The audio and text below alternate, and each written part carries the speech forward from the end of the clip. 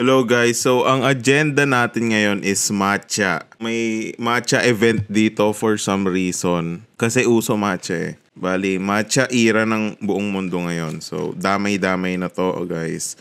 So, meron ako matcha sa bahay. Ito. Iniinom ko to tuwing umaga. So, ito, alam na alam ko lasa nito guys. I-compare ko siya dun sa isang shop doon. Kasi meron daw doon nagbebenta ng Uji matcha.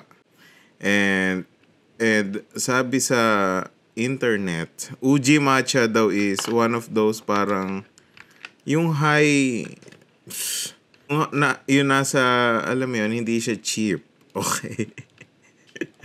Yun yung mataas na quality ng matcha. Okay.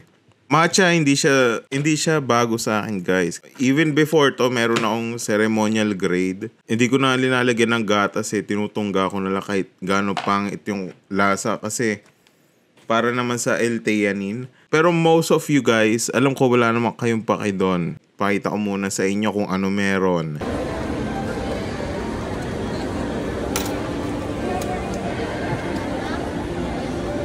Napaisip ako habang nandito kasi of course matcha favorite ng mga above yan. Kaya pag may pinopormahan ka, kailangan matcha iniinom mo, hindi Sting. Kaya napaisip ako guys, yung mga tomboy ba na inom ng matcha? Kasi 'di ba ayaw nila sa tea. So ito may Uji matcha, so let's try. So panoorin muna natin si Ate gawin.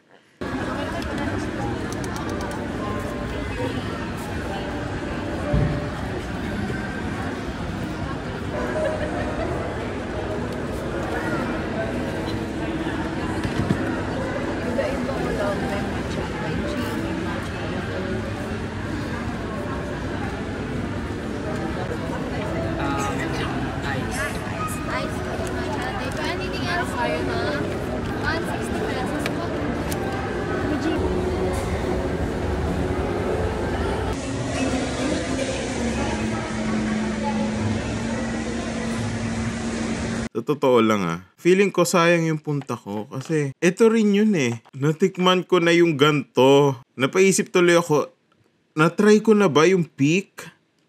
Na-experience ko na ba yung peak ng matcha na para normal lang sa akin yung lasang ganon, yung sinasabing Uji?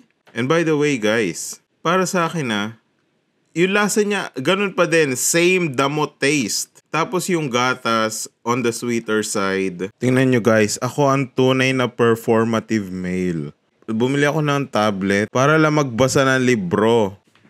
Kaysa bumili ako ng libro guys na taguan ng thread. Bumili na lang ako ng tablet tapos download ako ng PDF files. And tingnan nyo mga books ko guys. May Crime and Punishment by Fyodor Dostoevsky. Brothers Karamazov, siya rin yung author. Bhagavad Gita. Ecce Homo by Friedrich Nietzsche. And madami pa guys.